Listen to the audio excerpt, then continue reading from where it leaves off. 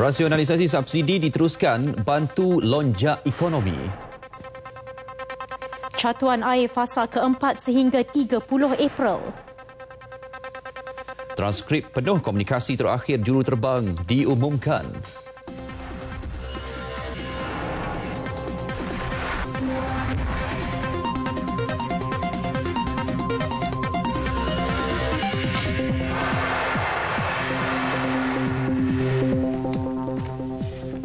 Assalamualaikum dan salam satu Malaysia. Saya Syahril Sarafuddin. Dan saya Hanim Muhili. Rasionalisasi subsidi diteruskan bagi membantu melonjak ekonomi negara. Komitmen itu ditegaskan Perdana Menteri Datuk Seri Najib Tun Razak dalam sidang Dewan Rakyat hari ini. Hasil diperoleh daripada pelaksanaan rasionalisasi subsidi akan disalurkan kepada peruntukan pembangunan negara untuk kesejahteraan dan kualiti hidup rakyat. Ia juga bagi menampung projek tambahan terutama di Sabah dan Sarawak. Peruntukan untuk pembangunan setahun sekarang ni dalam lingkungan 46 bilion, walhal subsidi dan insentif tahun sudah mencecah 43 bilion. Cuba bayangkan perbelanjaan negara, pembangunan 46 bilion, subsidi insentif 43 bilion.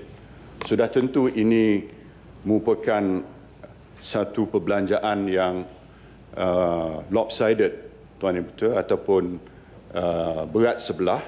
Apabila revenue base kita, Tuan Ibu Ketua, asas kewangan kita bertambah lagi, kita berhasrat untuk menambahkan lagi peruntukan pembangunan untuk negara kita. Kerajaan telah mengambil keputusan untuk melaksanakan program transformasi fiskal FTP bagi mengukuhkan kemampanan kedudukan kewangan negara. Langkah itu termasuk rasionalisasi subsidi untuk meningkatkan kecekapan perbelanjaan dan pengagihan sumber kewangan kerajaan.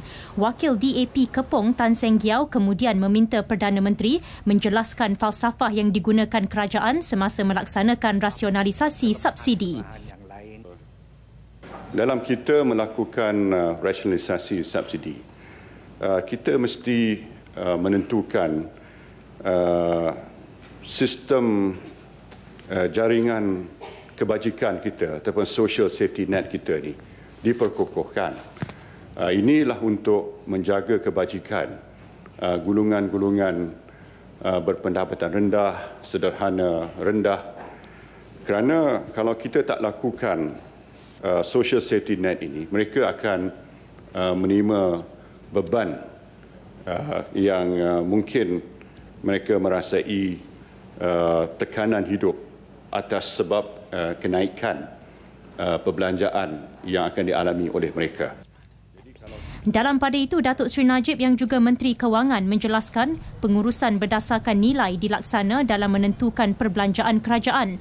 Menerusi kaedah itu, hanya projek pembangunan yang mempunyai nilai tinggi dan memberi manfaat kepada rakyat akan diberi peruntukan perbelanjaan. Catuan bekalan air akan dilaksanakan di negeri Perak mulai Khamis ini. Menurut Suruhanjaya Perkhidmatan Air Negara, pengagihan air berjadual akan bermula di daerah Taiping. Dan pengagihan air berjadual fasa keempat di Lembah Kelang pula akan bermula Jumaat ini sehingga 30 April membabitkan 6.7 juta penduduk. Pengerusinya, Dato' Ismail Kasim berkata catuan air terpaksa dilaksanakan di Taiping berikutan penurunan pengeluaran loji rawatan air Taiping selepas penyusutan paras air Sungai Perak. Bagi Lembah Kelang, 9 wilayah terbabit dalam pengagihan air berjadual fasa keempat. Gombak, Petaling, Kelang Shah Alam, Kuala Selangor, Hulu Selangor, Kuala Lumpur, Kuala Langat, Hulu Langat dan Sepang. Kaedah pengagihan dikekalkan iaitu setiap zon menerima bekalan air selama 2 hari diikuti dengan 2 hari catuan. Agihan berjadual itu berikutan paras air di empangan utama di Selangor masih rendah kerana kadar hujan di kawasan Tadahan sejak 16 Mac lalu masih sedikit. Datuk Ismail turut memberitahu fasa pertama pengagihan air berjadual yang bermula pada 27 Februari bagi kawasan Hulu Langat, Kuala Langat dan Sepang akan diteruskan. Ini kerana loji rawatan air Ceras Batu 11 dan Bukit Tampoi masih ditutup berikutan kandungan amonia di dalam sungai masih tinggi. Selain itu, syarikat air Johor Holding Sdn Bhd juga masih meneruskan agihan air berjadual bagi daerah Mersing kerana paras air di empangan sana masih rendah pada 4.22 meter jauh melepasi paras kritikal 4.5 meter. Misi mencari MH370 diteruskan hari ke-25 dengan tiada petunjuk ditemui di 11 lokasi pencarian oleh kapal China. Dalam pada itu, pencarian melalui udara juga belum berhasil dan cuaca buruk dijangkakan petang ini dan esok. Sidang media oleh Kementerian Pengangkutan Penerbangan Malaysia dan juga Jabatan Penerbangan Awam dibatalkan hari ini dan satu kenyataan media dikeluarkan. Jabatan Penerbangan Awam hari ini juga mengedarkan transkrip data komunikasi MH370 dengan menara kawalan untuk pengetahuan umum. Laporannya selepas ini.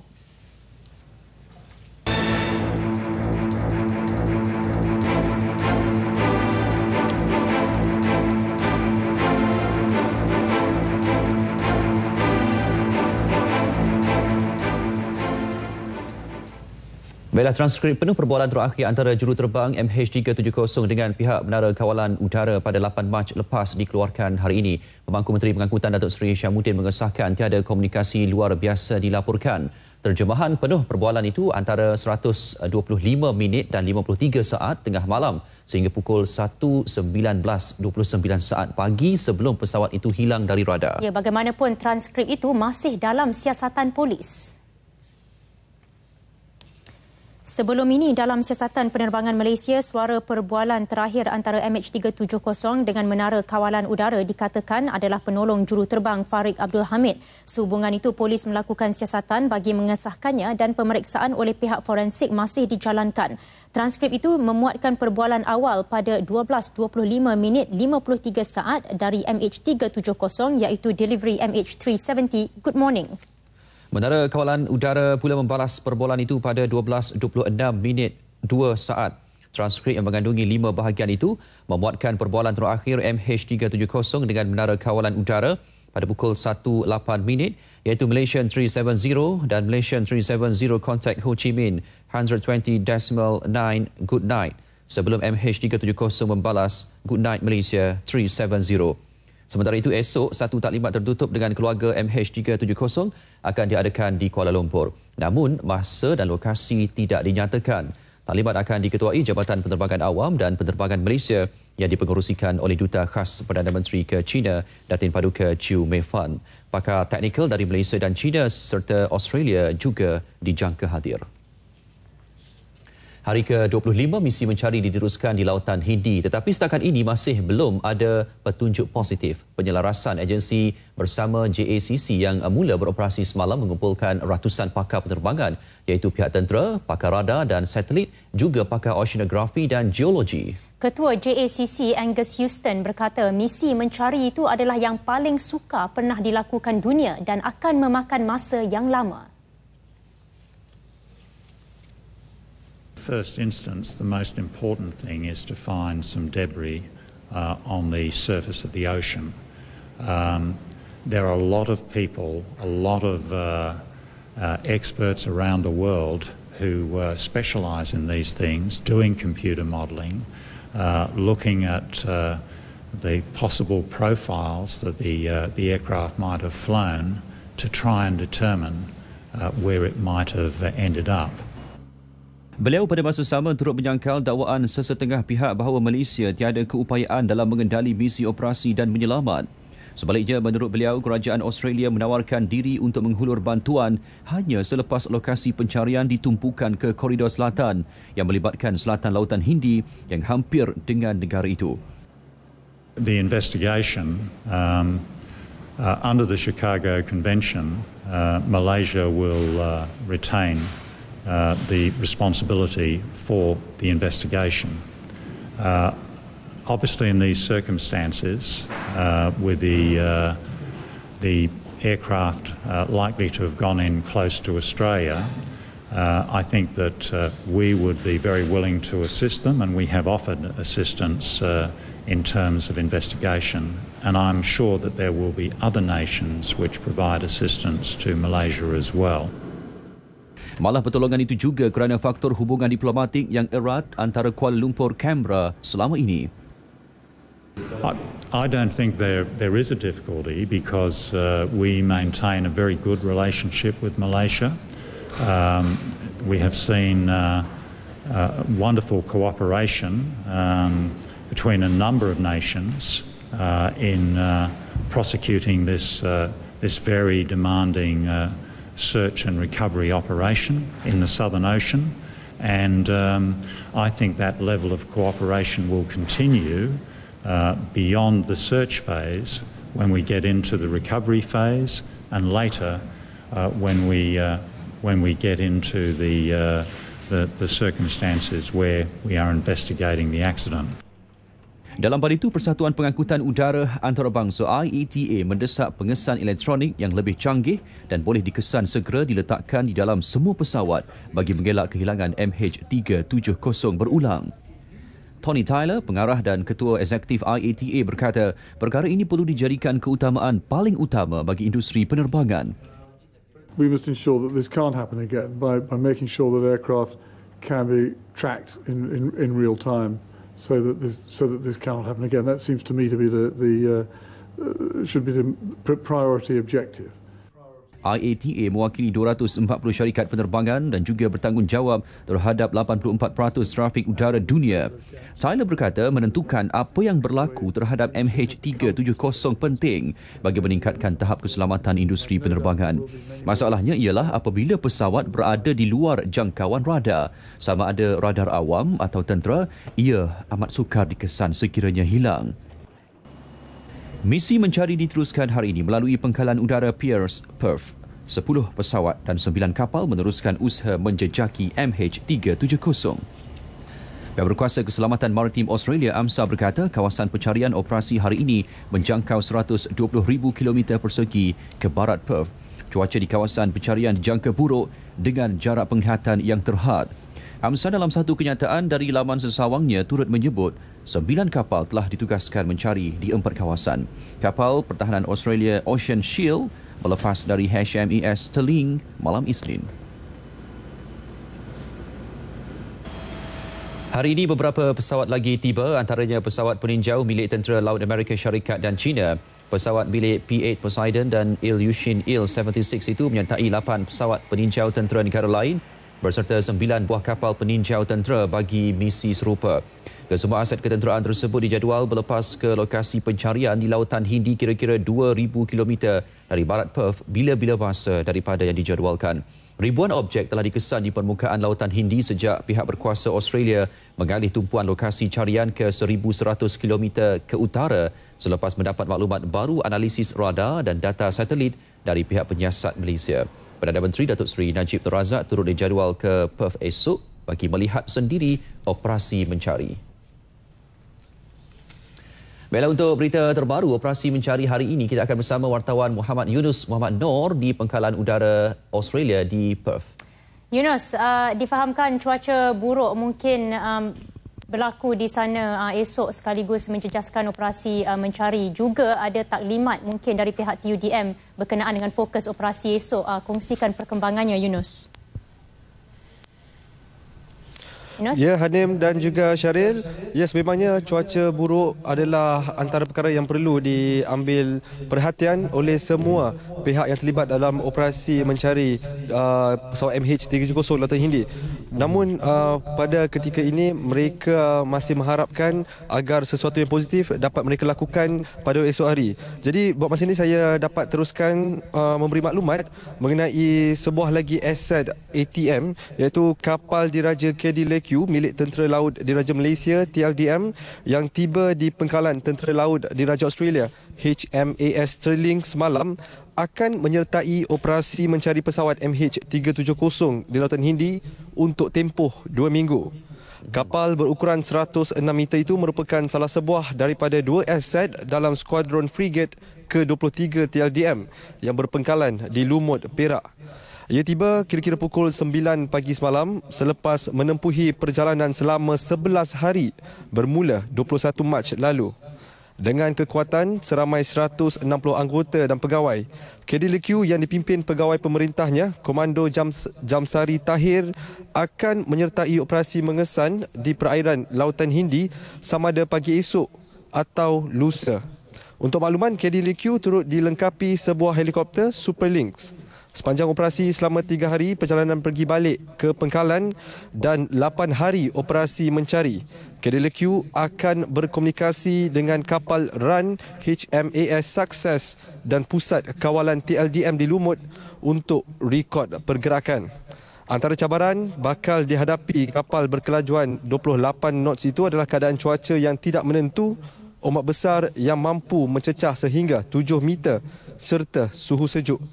Ketibaan KDLQ ini menambah aset Angkatan Tentera Malaysia ATM untuk membantu beberapa buah negara lain yang menyertai operasi pencarian pesawat MH370 di Lautan Hindi yang diketuai oleh pihak berkuasa Australia. Ya, Syaril dan Hanim. Yunus, seperti yang kita sedia maklum, esok Yang Berhormat Perdana Menteri akan tiba di Perth esok. Jadi mungkin Yunus tahu antara atur cara yang akan dijadualkan berlangsung esok untuk ketibaan Yang Berhormat Perdana Menteri. Okey, ya Syaril. Ya, sememangnya esok Perdana Menteri Datuk Seri Muhammad Najib Razak akan tiba di Perth ini bagi mengikuti secara rapat dan secara dekat operasi yang dijalankan oleh semua pihak yang terlibat dalam usaha mengesan pesawat MH370 ini. Dan insya-Allah pada malam nanti kami daripada RTM dan juga petugas media Malaysia akan mengadakan pertemuan dengan wakil kedutaan yang baru sahaja tiba dari Canberra sebentar tadi, dan insya-Allah segala maklumat, jadual dan juga pergerakan Yang Berhormat Perdana Menteri akan kami kongsikan bersama penonton RTM sekalian. Syaril, jadi mungkin itu saja yang dapat saya kongsikan buat masa ini. Syaril dan Hanim. Baik, Yunus dari Pengkalan Tentera Udara di Raja Australia di Pearce, Perth, Australia. Terima kasih Yunus. Baik, kita ke perkembangan seterusnya. Genap seminggu liputan MH370 langsung dari Perth, Australia oleh RTM dalam usaha memberi laporan yang tepat, sahih dan terkini kepada orang ramai. Dan tempoh 7 hari yang dilalui kru ataupun petugas kami di sana memberi kabar terbaharu berkaitan misi pencarian yang terus dipergiat meskipun belum ada penemuan objek yang sahih berkaitan MH370. Ini laporan khas yang disediakan mengenai MH370 dan cabarannya di Lautan Hindi. Berbeza dengan liputan bencana dan tragedi di luar negara sebelum ini, informasi berkaitan kehilangan pesawat MH370 sejak 8 Mac lalu amat terhad. RTM yang menghantar 2 pasukan untuk membuat liputan tragedi MH370 di Perth, Australia melalui perjalanan mencabar dalam menyampaikan maklumat bagi bersaing dengan media asing. Pasukan khas bencana RTM berlepas ke Australia pada 25 Mac dengan tanggungjawab besar dipikul Ketua Pasukan Khas Bencana RTM, Izam Hadi Siddiq dan Ketua Meja Jenayah Muhammad Yunus Muhammad Noor. Tugasan merakam visual pula dipertanggungjawabkan kepada Jurukamera Muhammad Najib Muhammad Noor dan Muhammad Mustafa Abdullah. Manakala tugasan untuk memastikan penghantaran audio dan visual dalam kualiti terbaik diserahkan kepada Iqbal Rizal Bahari dan Muhammad Zulhelmi Zulkapli. Kekangan fasiliti, kemudahan asas dan peralatan yang terhad bukan alasan bagi kru RTM untuk menyampaikan berita semasa dengan pantas, terkini dan berkualiti. Hasil komitmen tinggi semua kru yang ditugaskan di Perth, Australia, banyak perkara dapat dikongsi, malah maklumat terkini berkaitan misi pencarian MH370 disampaikan kepada negara. Kru RTM turut dapat bertemu masyarakat Melayu di Perth dan Katening yang selama ini terus menyokong dan memberi semangat buat kerajaan Malaysia bagi menghadapi cabaran misteri MH370. Bantuan dan sokongan daripada penduduk tetap Australia kepada kru RTM sedikit sebanyak meringankan tugasan di perantauan. Jadi begini, tentang bagi kerajaan government Australia, Pak Haji Akui, dia mengambil berat sangat tentang tugas-tugas pencarian objek-objek berkenaan MH370 ni. Jadi Pak Haji rasa bagi rakyat-rakyat Malaysia, kami penduduk-penduduk Malaysia di Western Australia ni bersimpati jugalah melihat apa kejadian yang berlaku, tapi janganlah mendengar berita-berita yang tak sepatutnya. Mendengarlah berita-berita yang sahih daripada pihak-pihak yang tertentu yang tahu asal bercerita berkenaan kejadian ini. Keupayaan Pasukan Tentera Udara Diraja Malaysia TUDM bersama-sama dalam misi pencarian di Lautan Hindi turut dapat kami paparkan apabila kumpulan media dibenarkan menaiki pesawat C-130 milik TUDM. Terpaksa meredah awan tebal dan angin kencang di ruang udara Lautan Hindi benar-benar menguji kesabaran dan ketabahan anggota TUDM serta pasukan media. Kawasan carian yang luas dan jauh dari daratan serta keadaan cuaca yang tidak menentu. Itu antara cabaran yang terpaksa dihadapi oleh setiap pasukan yang terlibat dalam operasi pencarian di Lautan Hindi ini. Namun, mereka tidak pernah menjadikannya ia sebagai halangan untuk terus menunjukkan komitmen tinggi dalam usaha mencari pesawat itu sejak hari pertama kehilangannya. Sudah menjadi rutin, seawal jam 5 pagi, destinasi pertama kami adalah di Pengkalan Udara Tentera Udara Diraja Australia, RAAF, Pearce, bagi mendapatkan maklumat berkaitan misi pencarian. Tanpa pusat media seperti di PWTC, kami tetap meneruskan liputan dan mendapatkan maklumat berhubung operasi pasukan yang menyertai misi pencarian di Lautan Hindi. Pengkalan Udara Tentera Udara Diraja Australia ini dijadikan sebagai pengkalan bagi pesawat-pesawat berlepas dan juga mendarat untuk menyertai misi pencarian pesawat Mars MH370. Satu lagi lokasi yang menjadi tumpuan adalah di Pelabuhan Fremantle, di mana di sinilah dikabarkan sekiranya ada objek yang ditemui akan dibawa ke pelabuhan ini dianalisa. Bagaimanapun sehingga kini belum ada lagi penemuan. Komited terhadap tugas dengan masa liputan yang tidak menentu, di mana ada ruang di situlah kami mengambil kesempatan untuk mengalas perut supaya tenaga yang diperolehi dapat diguna sebagai penyambung keringat bagi menyampaikan berita untuk negara. Sesekali dibekalkan dengan masakan ala Malaysia oleh masyarakat Melayu di Perth, Australia ini menjadikan kami lebih bersemangat dan terus melakukan yang terbaik. Tragedi MH370 menyimpan pelbagai hikmah. Rahsia kehilangan pesawat Mars ini mengeratkan ukhuwah perpaduan negara kian menyerlah. Teruskan doa moga pencarian berakhir dan perolehi pencerahan. Genap seminggu di Perth. Kebetulan hari ini adalah Hari RTM. Selamat Hari RTM daripada kami, kru liputan tragedi MH370, Perth, Australia. Tabah dan percayalah, saya benar-benar ikhlas dan bersungguh-sungguh mencari penerbangan MH370. Itu komitmen pemangku Menteri Pengangkutan Datuk Seri Syamuddin Tun Hussein yang dinyatakan kepada keluarga penumpang MH370 terutama warga Cina melalui temu bual khas bersama dengan wartawan stesen penyiaran Cina CCTV. Dalam temu bual itu, beliau ditanya mengapa beliau bertemu dengan keluarga penumpang dari China dan bersetuju untuk ditemu bual untuk kali kedua. Speak to them heart to heart, and I have been meeting their relatives here in Kuala Lumpur. I've been talking to the Chinese leadership at every level. I think it is very important for me to do that today through you, James, and through CCTV. And I've got many requests. But I have chosen CCTV because of the huge Chinese population. I need to reach out to 1.4 billion people. Datuk Seri Hishamuddin turut memberi jaminan ini kepada semua keluarga penumpang, anak kapal dan juru terbang. Have strength. Believe that I'm sincere in determined to continue the search. And if there's any remote chance, hoping against hope even, praying every day for survivors, we will not leave any stones unturned. My appeal to them is that this is bigger than all of us. This is bigger than just one individual country. But with their strength and their understanding, I personally give them that assurance on behalf of my family, on behalf of my ministry, on behalf of the government, and behalf of the Malaysian people. We will not stop looking for the aircraft and their loved ones. Minister, thank you very much. Dalam hal itu, Datuk Seri Hishamuddin berharap dapat bertemu dengan seorang remaja dari Perancis yang menulis surat kepadanya berkaitan kehilangan MH370. Dalam surat itu, remaja tersebut, Victor Lopez, turut menyatakan kekagumannya terhadap Malaysia dalam menangani insiden ini.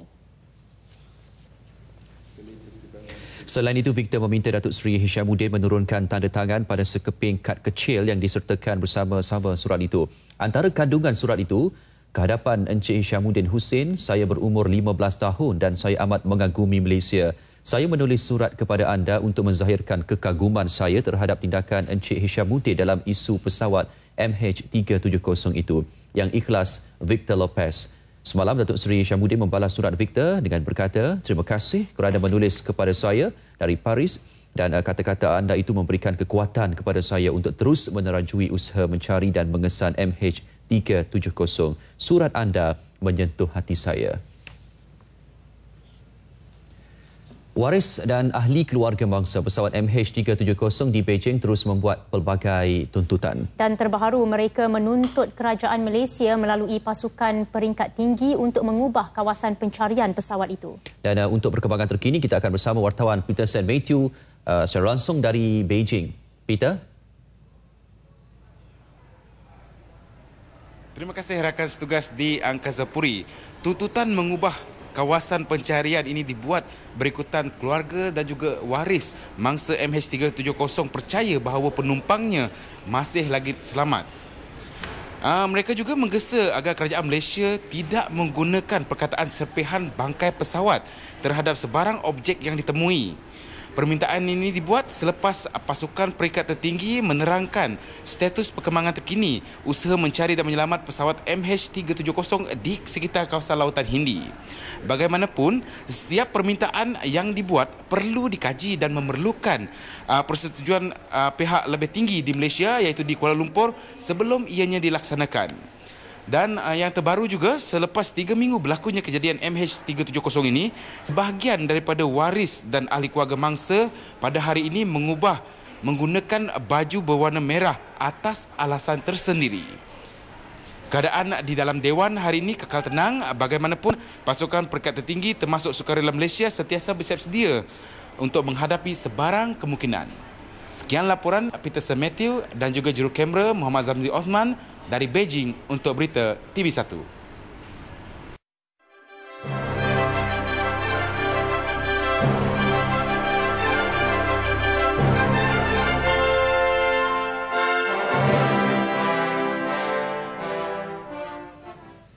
Sebelum ke perkembangan dalam Dewan Rakyat ini mengenai mesyuarat jawatan kuasa kira-kira wang negara PAC yang diadakan di Parlimen hari ini. PAC mengesahkan pihak AirAsia akan dipanggil dan diminta memberi keterangan berhubung kelewatan projek lapangan terbang antarabangsa Kuala Lumpur 2 KLIA 2 dalam prosiding akan datang, dan keputusan itu dibuat setelah mendengar penjelasan daripada pihak Kementerian Pengangkutan dan juga Malaysia Airports Holdings Berhad MAHB mengenai penglibatan AirAsia dalam isu berkenaan.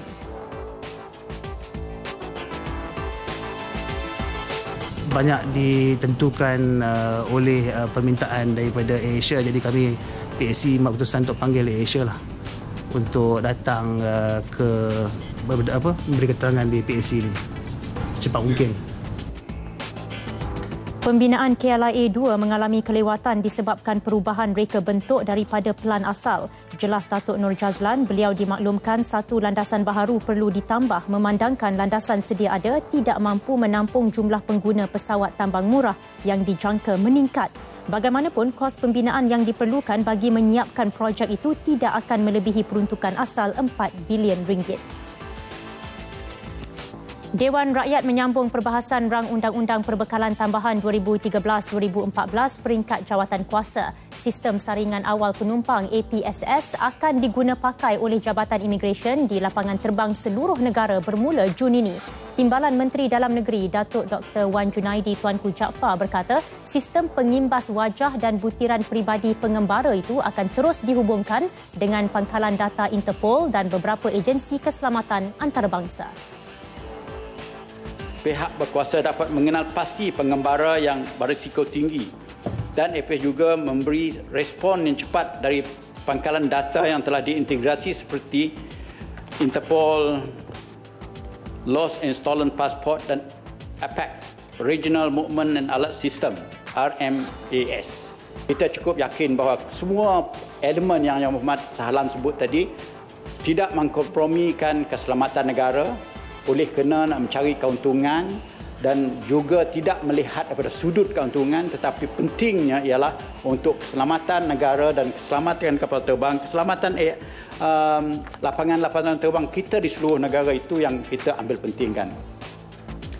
Teknologi APSS akan menganalisa sebarang keraguan pada penumpang sebaik mereka membeli tiket penerbangan. Ia telah diguna pakai di 70 buah negara, khususnya di negara-negara Arab dan Eropah.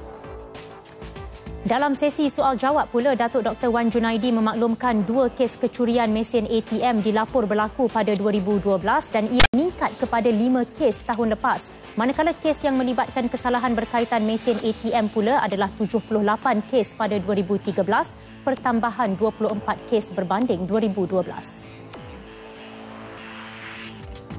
Apakah dasar kerajaan mengenai penempatan mesin ini dalam hypermarket yang menjadi satu temptation, dorongan untuk pencuri masuk dalam hypermarket itu dan mencuri? Sebenarnya bukan dasar kerajaan yang berhormat Tan Sri untuk meletak di mana tempat teller machine kita buat.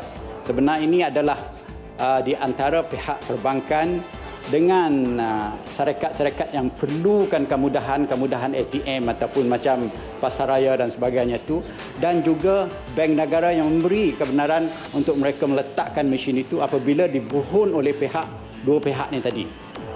Pada tahun 2000, Bank Negara telah mengeluarkan garis panduan bagi penempatan mesin ATM. Ia meliputi pengawasan menggunakan kamera litar tertutup CCTV serta penggunaan sistem penggera. Lokasi pemasangan adalah di kawasan tertentu bagi mengelak kecurian. Setiap bangunan kementerian perlu melakukan penjimatan bil elektrik sebanyak 5% sebagai salah satu ukuran indeks prestasi utama KPI 2014. Pada masa sama, kerajaan akan melakukan audit tenaga terhadap 3 kementerian. Kementerian Perdagangan Dalam Negeri, Koperasi dan Kepenggunaan, Kementerian Belia dan Sukan serta Kementerian Pertanian dan Industri Asas Tani. Jelas Menteri Tenaga, Teknologi Hijau dan Air Datuk Seri Dr. Maximus Ongkili, penjimatan tenaga bangunan kerajaan perlu dipantau oleh setiap ketua setiausaha kementerian dan ketua perkhidmatan. Bulan lepas, beberapa kementerian berjaya melaksanakan penjimatan tenaga yang secara puratanya melebihi 5%. Ada negara-negara tertentu yang menggunakan satu master plan yang lebih berkesan. Antaranya Australia, yang menggunakan apa yang disebut sebagai EEGO, Energy Efficiency in Government Operation Policy, yang telah meletakkan KPI mereka 25% setiap kementerian. Dan setiap tahun kementerian-kementerian tersebut akan memberi pelaporan tentang berapa banyak penjimatan yang berlaku. Kita dalam peringkat terakhir untuk melaksanakan plan tindakan kecepatan tenaga bagi negara kita.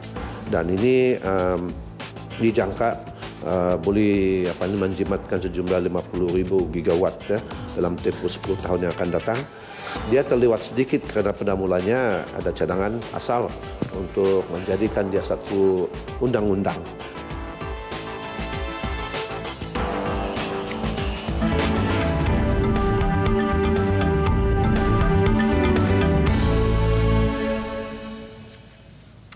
Penerbangan Malaysia MAS berkata ia telah dimaklumkan bahawa petisyen yang difailkan bagi pihak salah seorang penumpang pesawat MH370 telah ditolak oleh Mahkamah Amerika Syarikat. MAS mengumumkannya kepada Bursa Malaysia hari ini. Petisyen itu baru-baru ini difailkan di Mahkamah Amerika Syarikat terhadap Syarikat Penerbangan Nasional dan juga Syarikat Boeing pengeluar pesawat.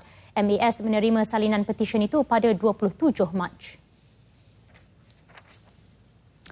Tragedi MH370 dijangka bukan hanya memberi impak kepada Malaysia Airlines sebagai syarikat penerbangan tetapi juga kepada industri penerbangan dunia. Penganalisis bagaimanapun berpendapat kesan tragedi itu hanya bersifat sementara.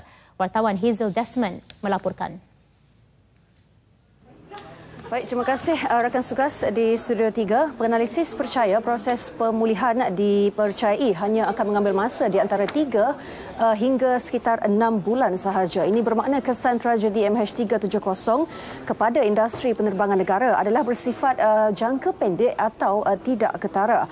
Menurut penganalisis penerbangan MIDF Research iaitu Chua Boon Kian, walaupun pengunjung dari China dijangka berkurangan dalam tempoh terdekat ini, kedatangan pengunjung dari negara-negara lain bagaimanapun tidak akan terjejas. Dalam temu bual telefon bersama Chua sebentar tadi, beliau berkata jumlah pengunjung dari China sekitar 12% daripada jumlah keseluruhan 28 juta pengunjung luar negara yang disasarkan untuk datang ke Malaysia. Dan andaikan hanya separuh daripada peratusan ini membatalkan rancangan mereka untuk hadir ke Malaysia, kesan kepada industri pelancongan hanya sekitar 5 hingga 6% sahaja. Kita dengarkan antara rakaman perbualan saya bersama Chua. The impact from China now is for other country. I don't think it will be affect so much because our industry, our aviation industry is quite strong compared to our regional partner. But anyhow, the state media now is a call for the rationality and ask them to be more look for to be more mature in this kind of incident. So I think will be take some time. I think definitely eventually will be recover. Anyhow, the Malaysia is also one of the best destination for China people to travel. Baik, itu sedikit sedutan rakaman perbualan saya bersama Chua, dan tambah Chua lagi, rekod cemerlang penerbangan MAS sepanjang 40 tahun lalu dijangka menjadi faktor utama keyakinan pengunjung dari luar negara untuk terus memilih MAS sebagai syarikat penerbangan mereka. Dan dari aspek pemulihan selepas ini, Chua mencadangkan MAS untuk mengambil langkah cutting down capacity ataupun mengurangkan kapasiti penerbangan untuk menstabilkan struktur kos perniagaan. Kembali ke Studio 3. 4 syarikat penerbangan tambang murah yang pertama akan beroperasi di KLIA 2 pada 2 Mei ini. Penerbangan pertama ialah Cebu Pacific Air dari Filipina yang akan berlepas pada jam 12.30 pagi. Manakala terminal penerbangan tambang murah LCCT akan ditutup pada 9 Mei. Timbalan Menteri Pengangkutan Dato' Aziz Kaprawi berkata semua operasi LCCT akan ditutup dan akan dipindahkan.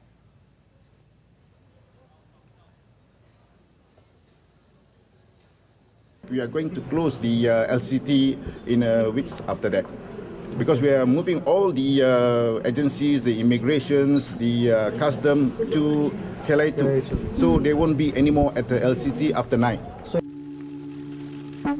Beliau mengumumkan perkara itu selepas merasmikan persidangan dunia lapangan terbang antarabandar di ibu negara. 3 lagi penerbangan yang akan berlepas dari KLIA 2 ialah Tiger Air Mandala dari Indonesia, Malindo Air, Syarikat Penerbangan Hybrid Malaysia dan Indonesia serta Tiger Air dari Singapura. Pertumbuhan penumpang yang disasarkan ke Malaysia tahun ini ialah 9.7% dan yakin sasaran itu dapat dicapai walaupun insiden penerbangan MH370 Malaysia Airlines.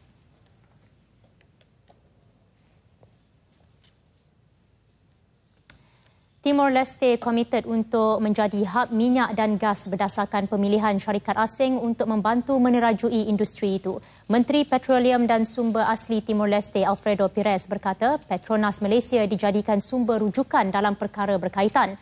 Timor Leste berusaha menyediakan kemudahan asas seperti jaringan jalan raya, elektrik serta stesen penyulingan bagi meningkatkan sumber pendapatan negaranya. Negara itu juga kagum dengan Malaysia yang mempunyai tenaga pakar terutama dalam kalangan golongan muda.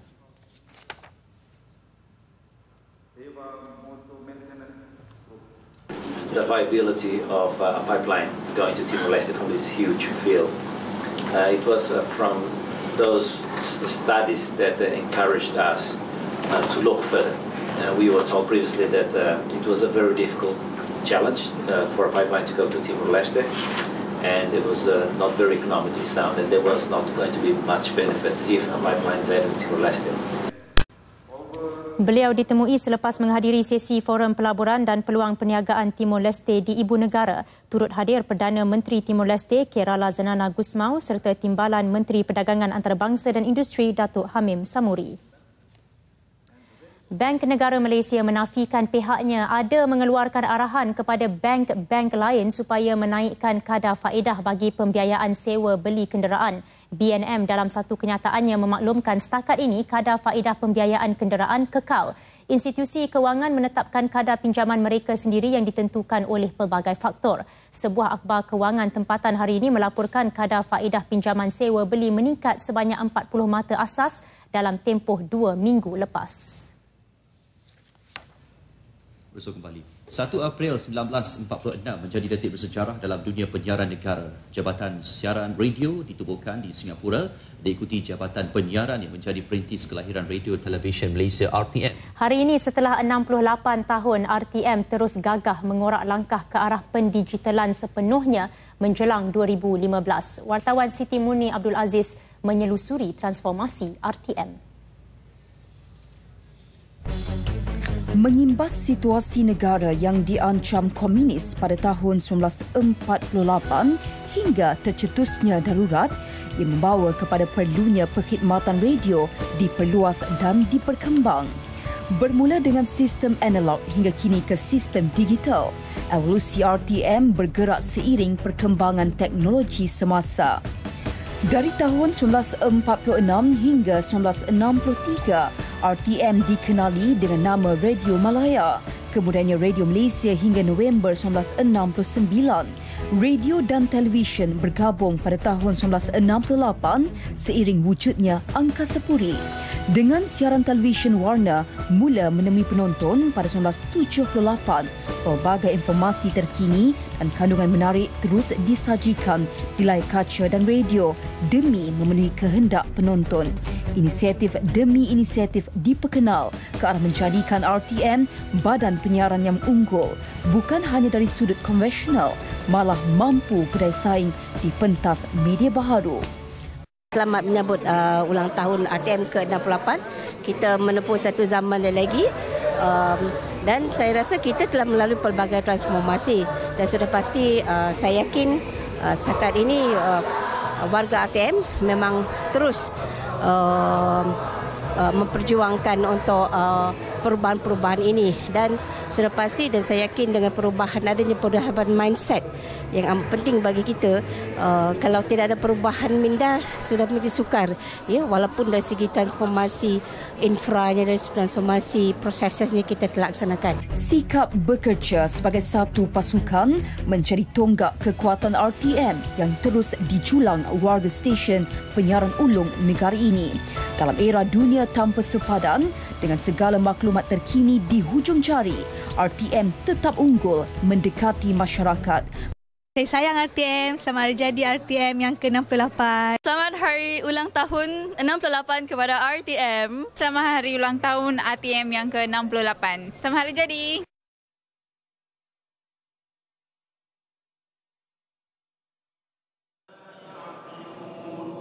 Dalam pada itu, satu majlis bacaan Yasin dan doa selamat sempena ulang tahun RTM ke-68 diadakan di Masjid Muhammadi Angkasa Puri. Majlis turut dihadiri Timbalan Menteri Komunikasi dan Multimedia Datuk Jailani Johari dan Ketua Pengarah Penyiaran Datuk Nurhayati Ismail. Saya ingin ucapkan kepada semua kaki tangan RTM supaya terus komited kepada tugasan dan seperti yang saya nyatakan tadi, supaya kita boleh menampakkan kita ni RTM sebagai satu media yang utama dalam menyampaikan maklumat yang tepat dan pantas kepada masyarakat di luar sana. Solat hajat turut diadakan bagi mendoakan kesejahteraan dan kejayaan RTM. Baik, di Parlimen hari ini, Ahli Dewan Rakyat turut mengakui sebagai sebuah jabatan penyiaran yang unggul dan pertama di Malaysia, RTM patut menjadi contoh terbaik dan rujukan oleh setiap agensi penyiaran yang lain.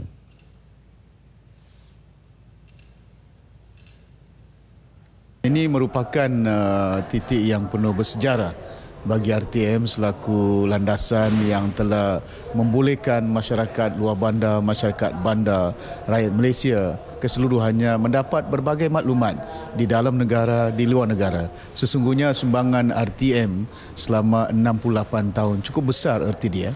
Sebagai satu stesen penyiaran yang ulung di negara kita, tahniah, terima kasih kerana terus memberikan komitmen untuk memberikan maklumat terbaik, terkini kepada seluruh rakyat Malaysia. Mudah-mudahan jasa yang telah ditunjukkan oleh RTM ini menjadi ikutan kepada mana-mana agensi penyiaran yang lain. Hari ini juga saya dapat maklumat bahawa RTM telah mempergiatkan aktivitinya dengan peralatan yang begitu moden dan sebagainya. Ini mungkin selaras dengan tuntutan untuk penyebaran maklumat itu sendiri. RTM telah memberikan satu prasarana dari segi penerangannya. Kerana kalau tidak ada RTM, tidak ada hubungan dengan rakyat. Untuk itu track record RTM sudah ada. Mengapa tidak dibuatkan satu anjakan, beri kemudahan sewajarnya kepada RTM. Yang penting kepada rakyat ialah dari mana mereka mau mendapat sumber yang betul, yang benar, dan saya percaya pilihan yang tepat yang harus diambil oleh rakyat ialah RTM.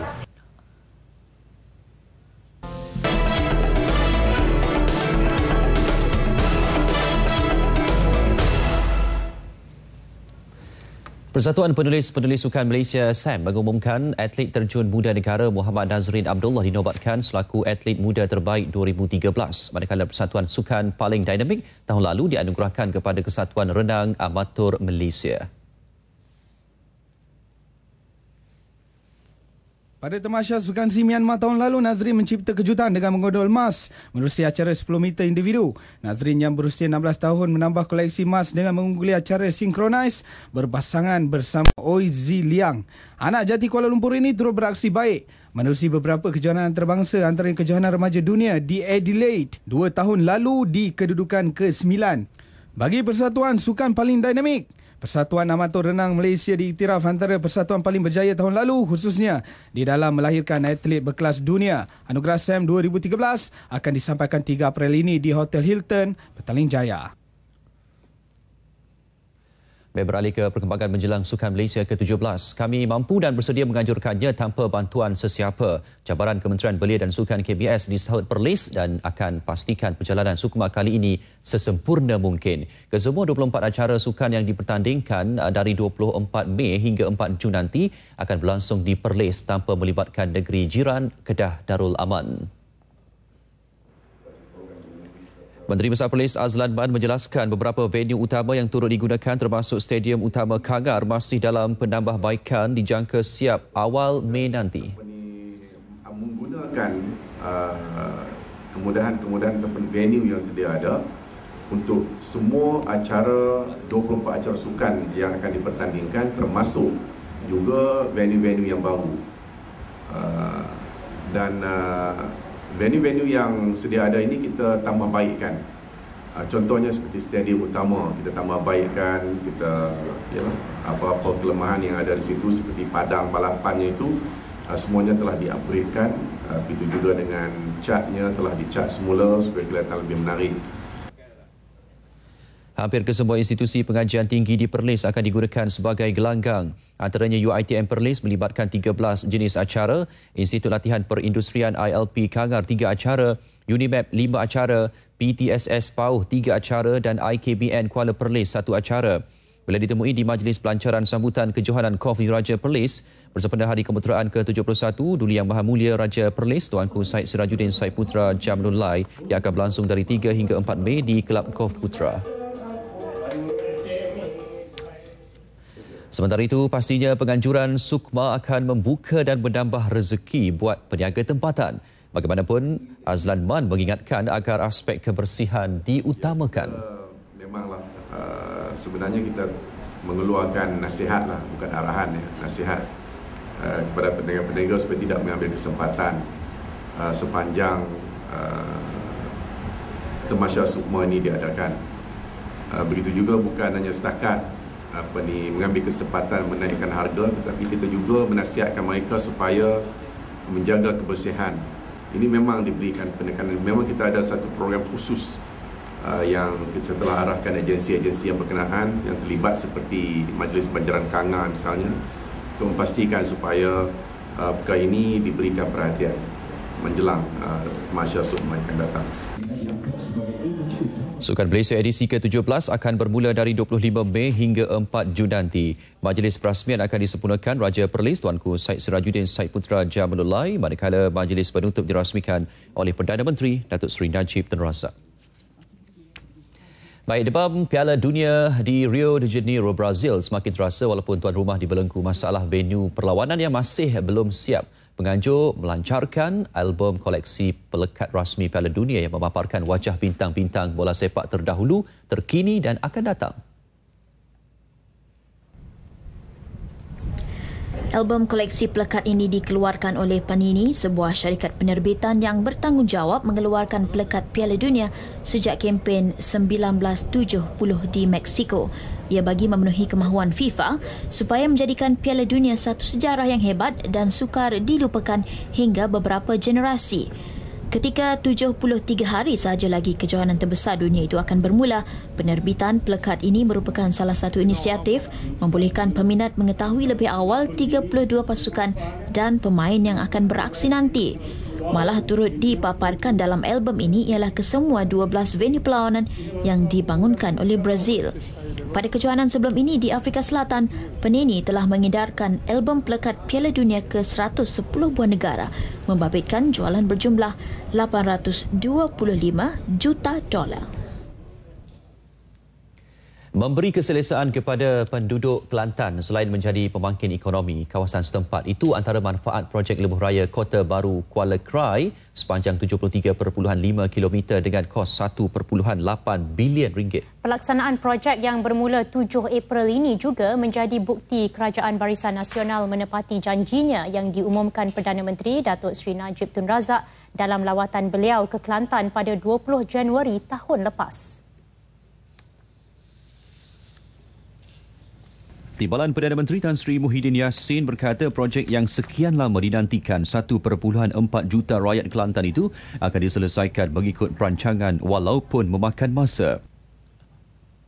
Kita ada kapasiti itu kerana dengan keupayaan kerajaan, dengan keadaan kedudukan keuangan ekonomi kita boleh menyempurnakan.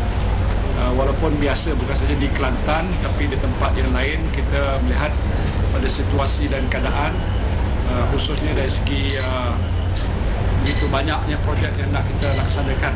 Tan Sri Muhyiddin merasmikan Majlis Pecah Tanah projek Lebuh Raya Kota Baru Kuala Krai bagi pakej 1B dari Pasir Hor ke Kaduk sempena lawatan kerja sehari ke Kelantan. Hadir bersama Menteri Perdagangan Antarabangsa dan Industri Datuk Seri Mustafa Muhammad dan Menteri Kerja Raya Datuk Fadilah Yusof. Laluan sepanjang 7 km dengan 4 lorong itu melibatkan kos hampir RM170 juta.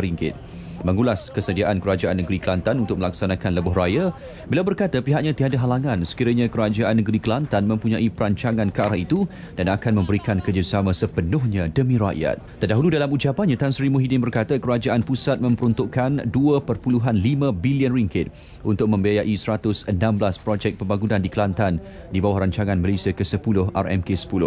Setakat ini 77 projek siap sepenuhnya, manakala baki 39 projek dalam pelbagai peringkat termasuk dari segi reka bentuk, perolehan dan dalam pembinaan. Dalam hal itu, Menteri Kerja Raya Datuk Fadilah Yusof berkata pihaknya memberi tumpuan dalam kerja-kerja menaik taraf dan membina jalan baru di sepanjang jajaran jalan dari Kampung Relong Pahang ke Gua Musang, Kelantan atas faktor keselamatan.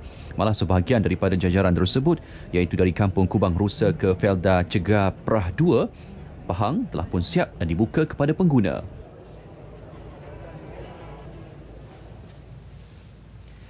Baik, berita nasional 8 malam berakhir di sini. Jangan lupa untuk ikuti program khas pencarian MH370 yang akan kami bawakan pada jam 9.30 malam nanti. Marilah kita terus berdoa semoga pesawat MH370 dapat ditemui segera. Kepada semua warga kerja RTM, selamat menyambut ulang tahun RTM yang ke-68. Assalamualaikum. Salam satu Malaysia.